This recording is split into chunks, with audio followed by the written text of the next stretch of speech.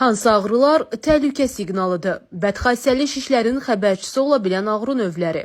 Bir çox insan ağrını dərhal dərmanla kəsməyə çalışır. Amma bəzən bu ağrı bədəninizin sizə göndərdiyi sos siqnalıdır.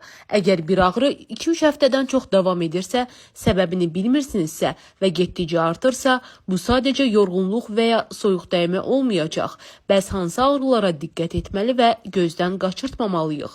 Gecələr daha da güclənən sümük ağrıları, xüsusilə heç bir zədə olmadan yaradıbsa, keçməyən və hər gün şiddətlənən baş ağrısı, ağrı kəsici dərmanlar təsir etmirsə, sinə və kürəkdə sıxıcı ağrı, nəfəs darlığı və öskürəklə birlikdədirsə, udğunarkən boğazda ağrı və səsdə dəyişiklik uzun müddət davam edirsə, arıqlama, halsızlıq və iştahsızlıqla birlikdə qarnın və ya bel ağrısı.